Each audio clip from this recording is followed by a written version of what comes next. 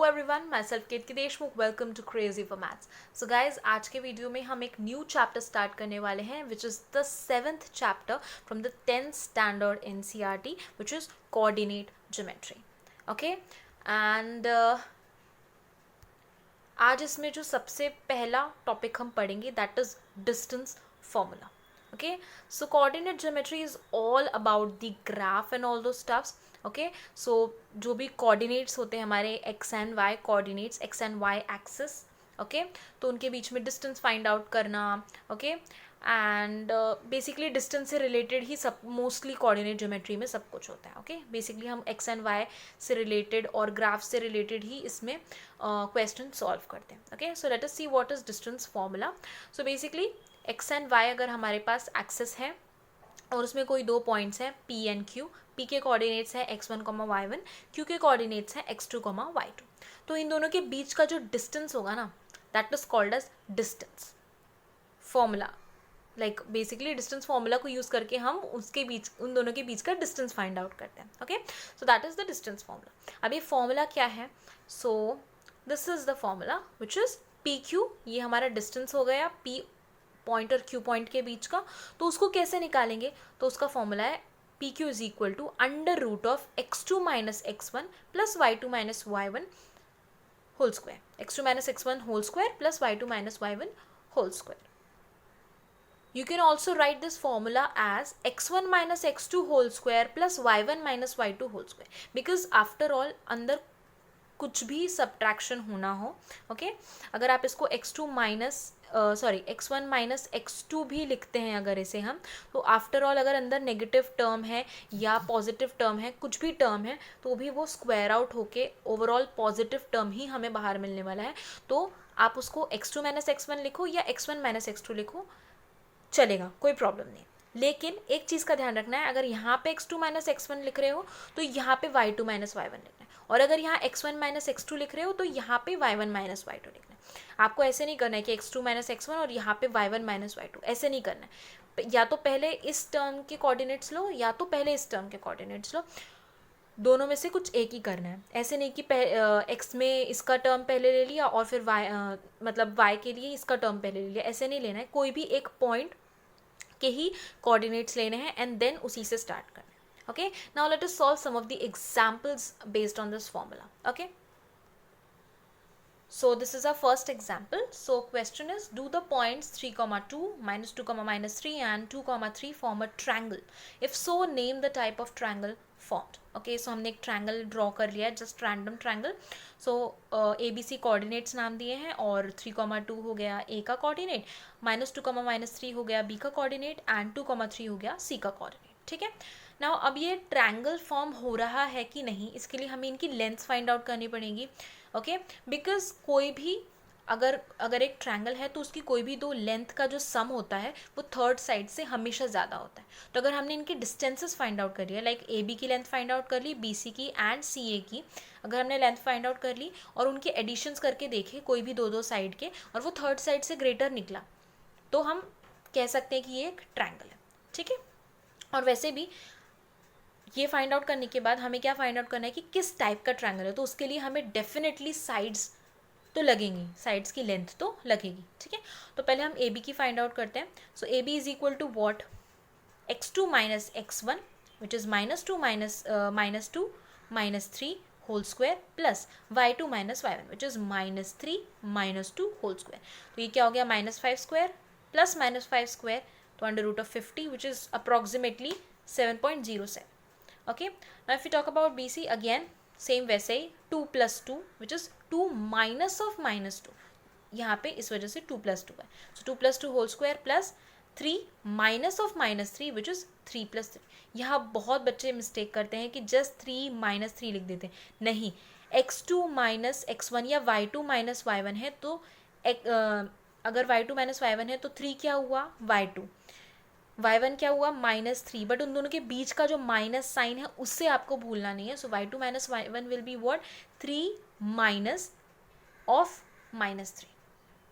ठीक है, तो ये हो जाएगा minus minus plus, so that's why 3 plus 3 यहाँ पे. So 3 plus 3 whole square which is 4 square plus 6 square which is under root of 52 which is approximately 7.21.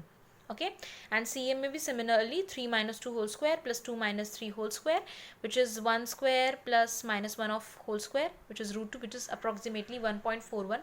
Okay so अगर हमने ये लेंथ फाइंड आउट कर लिया, अगर ए बी और B C इन दोनों की लेंथ्स को हम ऐड करते हैं तो उसकी जो वैल्यू आएगी it will be definitely greater than 1.41. ठीक है. सिमिलरली अगर हमने ए बी और बी सी लिया, अब हम बी सी और सी ए लेंगे, तो बी सी और सी ए में 7.21 प्लस 1.41 इनको ऐड करेंगे तो it will be definitely greater than 7.01. ठीक है. एंड अगेन सी ए और ए बी इन दोनों को अगर हमने ऐड किया तो वो उसकी लेंथ जो होगी वो बी सी से ग्रेटर होगी. So therefore we can say that yes it is a triangle. Okay. And अगर अब हम बात करें कि हमें फाइंड आउट करना था कि किस टाइप का ट्रायंगल है, तो अगर हम वैल्यूज़ देखें तो हमें लगेगा कि ये स्केलियन टाइप का ट्रायंगल है बिकॉज तीनों वैल्यूज़ डिफरेंट हैं. बट हमें एक और पॉसिबिलिटी है हमारे पास, राइट एंगल ट्रायंगल की पॉसिबिलिटी. तो पाइथागोरस थ्योरम से हम इसको चेक कर सकते हैं. ठीक है. तो अगर हम इन लेंथ्स को सॉल्व करके देखें, लाइक 7.07 का अगर हम स्क्वायर लेते हैं तो अप्रॉक्सीमेटली 49.9849 समथिंग को जाता है. एंड अगर हम बी सी का स्क्वायर लेते हैं तो approximately it comes out to be 51.97 something. And अगर 1.41 का हम स्क्वायर लेंगे तो it comes out to be 1.98 something. ठीक है. एंड अगर हम 49 और 1.98 इन दोनों को अगर हम ऐड कर देते हैं तो इसकी वैल्यू आती है 51.97. सो इससे प्रूव होता है that A B square plus C A square which is A B square plus C A square is equal to B C square. So from the converse of Pythagoras theorem we can say that angle A is 90 degree because AB square plus AC square is equal to BC square. So ये hypotenuse हो गई. If this is hypotenuse then this will be definitely right angle triangle. Okay, so हम कह सकते हैं कि ये एक triangle है और एक ये जो है ये एक right angle triangle. Okay, now let us move on to the next example. Okay, so this is our next example. इसमें बोला है कि show that the points 1,7, 4,2, -1, -1 and -4,4 are the vertices of a square. ठीक है. तो हमने एक square draw कर लिया, रफ स्क्वायर, और A B C D coordinates दे दिए. ठीक है. उनको सब कोऑर्डिनेट्स को नाम दे दिया. हमने ए बी की लेंथ फाइंड आउट करी अगेन डिस्टेंस फॉर्मूला से which is 4 - 1 whole square plus 2 - 7 whole square which is 3 square plus -5 whole square which is under root of 34. Again if you find out the B C, again -1 - 4 whole square plus -1 - 2 whole square solve करने के बाद वो भी root 34 आया. Now similarly C D की value अगर हम find out करते हैं तो सी डी के लिए it will be -1 + 4 -4 + 1 -1 + 4 also we can write. Okay, कैसे भी लिख सकते हैं. सो -4 + 1 4 + 1 होल स्क्वायर ये हो गया. अगेन इसकी वैल्यू भी रूट 34 है. सिमिलरली अगर हम डी ए के लिए फाइंड आउट करते हैं तो डी ए के लिए भी अगर आप फाइंड आउट करेंगे तो उसकी वैल्यू भी रूट 34 ही आएगी. तो इसका मतलब क्या हुआ, A B is equal to B C is equal to C D equal to D A. चारों साइड्स तो हमारी सेम हो गई, मतलब स्क्वायर के चांसेस हैं. बट ये एक रोम्बस भी हो सकता है. इसके लिए हमें चेक करना होगा इसके डायगनल्स के साथ. सो डायगनल्स के लिए व्हाट विल डू, हम क्या करेंगे, हम इसके डायगनल्स की लेंथ फाइंड आउट करेंगे ये. सो ए सी और बी डी इन दोनों की लेंथ फाइंड आउट करेंगे और सरप्राइजिंगली इन दोनों की लेंथ भी सेम आती है. A C is equal to -1 - 1 whole square plus -1 - 7 whole square. Solve करने के बाद it comes out to be root 68 and B D की length comes out to be root 68. So since A B is equal to B C is equal to C D equal to D A and A C is equal to B D, therefore we can say that ABCD quadrilateral is a square. Okay, now let us move on to the next example. Okay, so आज के video का हमारा ये last example है. सो देखते हैं. So question में बोला है find a relation between x and y such that the point x, y is equi distant from the point 7, 1 and 3, 5. So basically हमें क्या करना है, बोला है x, y एक पॉइंट है, हमने उसे p नाम दे दिया, और कोई दो पॉइंट्स हैं, एक 7, 1 है जिसे हमने a नाम दिया, और एक कोई दूसरा कोऑर्डिनेट है विच इज़ 3, 5 उसे हमने b नाम दिया. तो x, y और a लाइक पॉइंट P और A इनके बीच का जो डिस्टेंस होगा and point P and point B इन दोनों के बीच का जो डिस्टेंस होगा ये सिमिलर होगा। मतलब अगर ये डिस्टेंस AP डिस्टेंस D1 है और BP डिस्टेंस D2 है तो D1 will be equal to D2, ऐसा उनका कहना है। और इस कंडीशन से, जो ये कंडीशन उन्हें हमें दी है, उस कंडीशन से हमें ये एक्स और वाई के बीच का कुछ रिलेशन फाइंड आउट करना है कि उनके बीच का क्या रिलेशन है, वो हमें फाइंड आउट करना है। सो अगर D1 इक्वल टू D2 है तो definitely AP will be equal to BP।